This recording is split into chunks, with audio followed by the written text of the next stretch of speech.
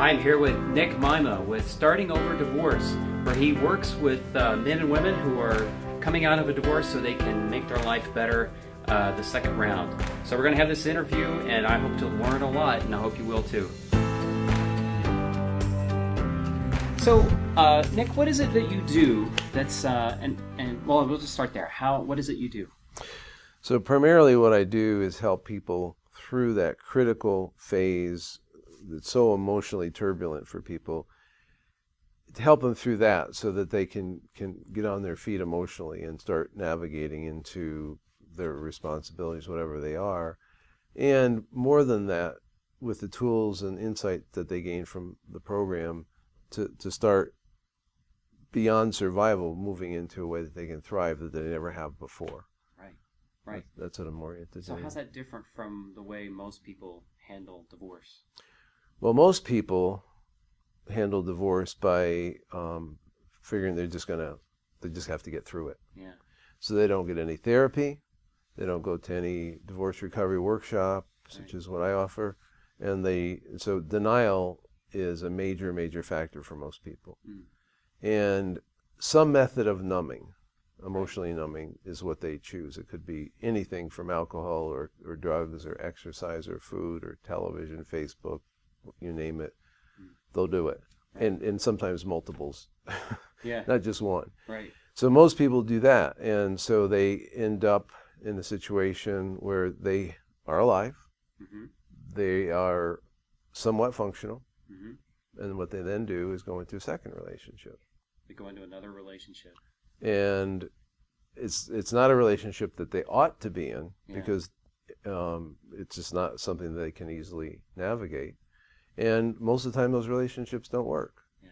And so it's painful for them, to say the least. But if they have children, this is a passion of mine. I don't work with children, but I really am highly sensitive to the fact that if I can help a parent, their children are going to be better off. If a parent goes through a divorce and then into another relationship that doesn't work, that the children get dragged behind, and that's where it really gets to be damaging in my experience.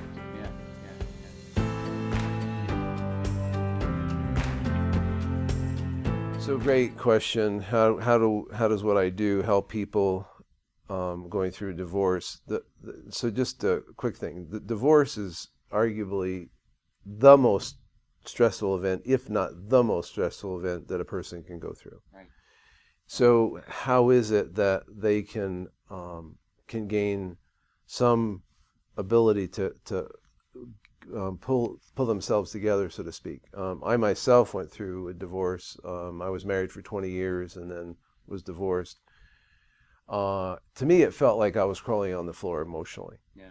And other people wouldn't describe it necessarily in that way, but it affects every aspect of our life.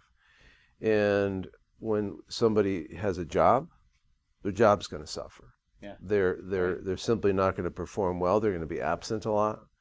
And people who are going through divorce, when they have some kind of responsibility with equipment, there's often accidents, which are, and so it's not unusual for somebody to lose their job as a result of divorce, which then compounds it. Right. It's not unusual for people to lose friends, because now they used to be friends with couples, no longer are they a couple, so they lose friends. Yeah.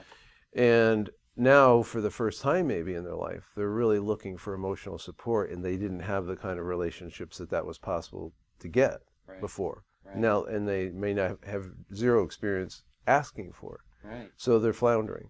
Yeah. So my job is to step in and say, hey, this is not unusual.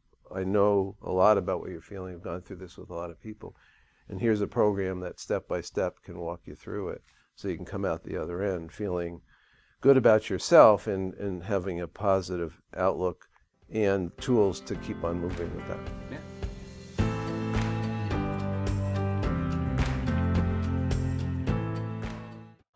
The favorite part is helping people come to understand that they really are a gem. That's my fundamental premise, that whoever comes into my office, or since I work with people online too, whoever comes into my life that I'm working with, I see only that they're a gem. And by a gem, I mean they have their wonderful attributes, they have core qualities of that, and they have aptitude, they have intelligence and skills, all kinds of aspects of who they are that are wonderful. But they don't know that. They don't know that. And so I can be the light and the mirror both to shine on that and reflect back to them. For most people, for the first time in their life. Most people walk through life feeling that they're not enough, that they're inadequate, that they're not lovable, they're not worthwhile. And that's really where most people are. And so it's a huge source of pain.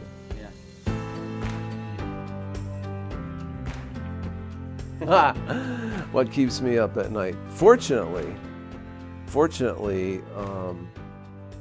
I love my work and I feel really good about it. So I used to, when I wasn't doing this work, I was doing work that I didn't love.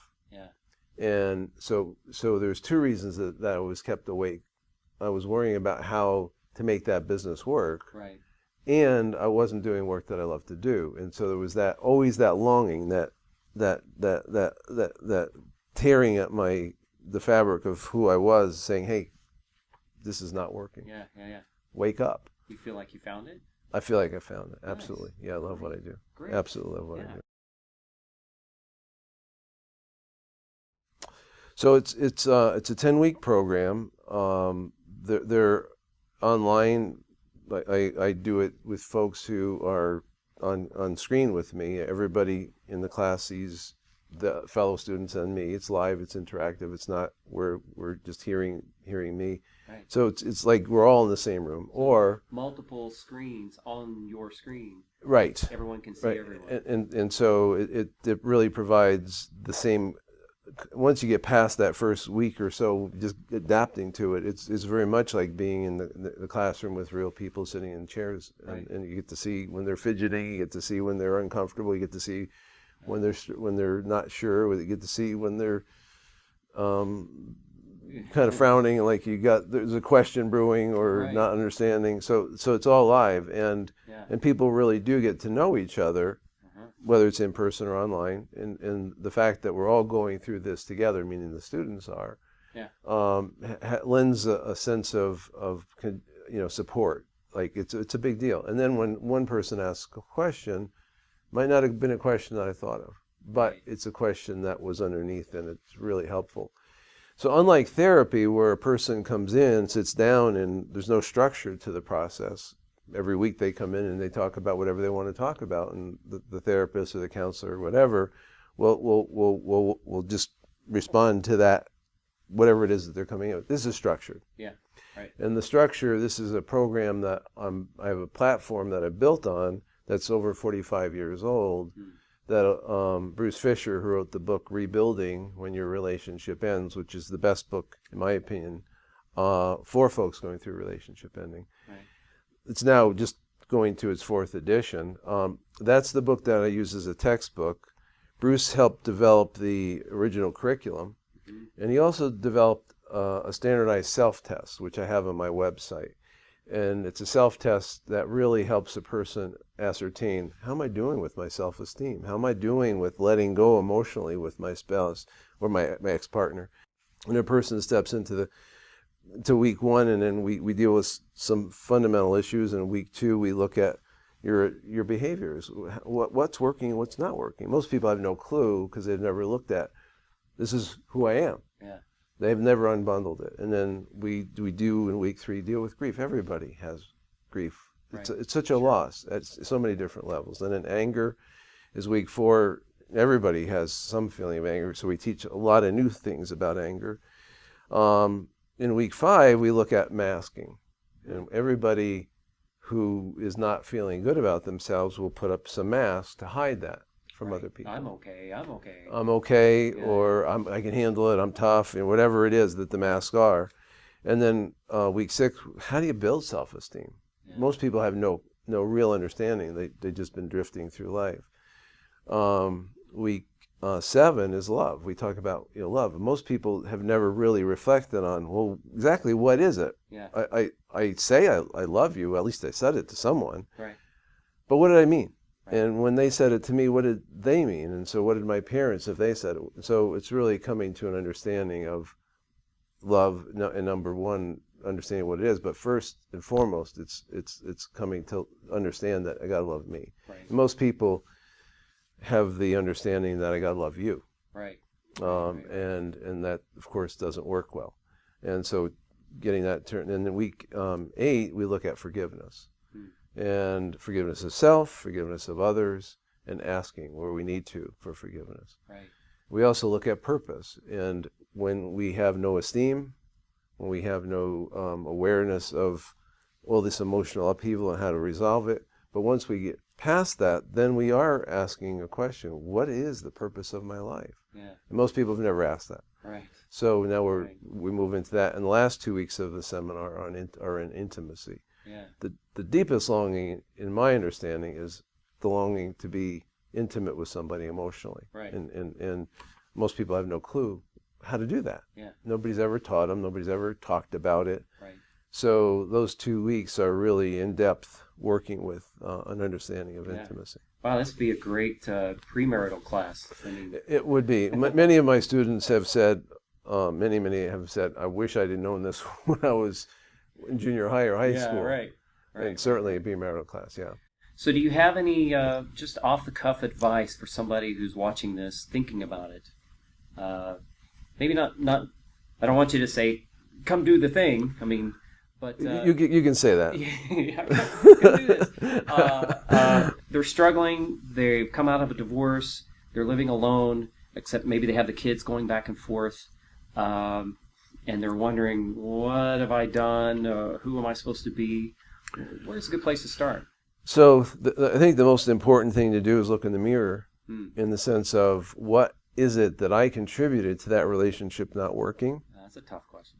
And most people don't want to ask that question. They just want to blame their former partner. Right. And that's where I describe that as staying in kind of a victim role. That way, I am at the effect of what my ex-partner did, and now I have to just try to find somebody who won't do that again. Right. So I chose the wrong person. I just didn't need to choose the right person, instead of looking in the mirror and saying, hey, there's a lot of things that I could have done differently. Right. And if I don't change it, I'm going to do them again. Yeah. And so that's one of the key things, to step into the place where this is my precious life. Yeah. And if I don't treat it that way, I'm just kind of going through the motions. Yeah. And what I'm going to end up doing, and that's why the divorce rate for second marriages is in the 60%, and that's why the divorce rate for third marriages is in the 70%, Right. is people don't ask that question and Right. don't learn from the experience and just repeat it and repeat it. Yeah. And it's not just like a statistic, it's like enormously painful. The second time is sometimes even more painful than the first or the third.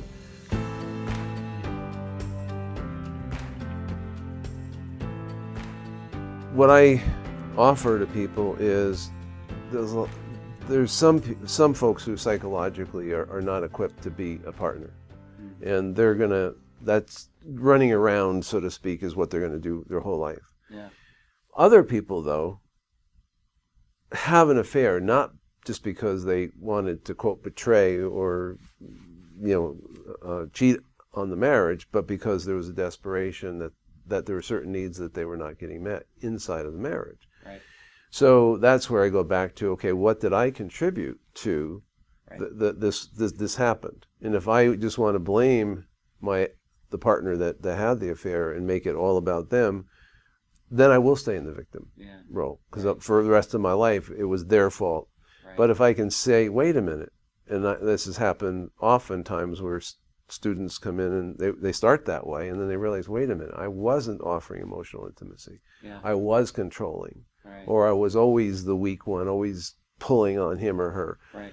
So that's where the turning point starts to come. Not instantly, it takes a couple of weeks sometimes to come into an awareness, and it's humbling to say, wow, I did not do that as well as I thought I had. Right.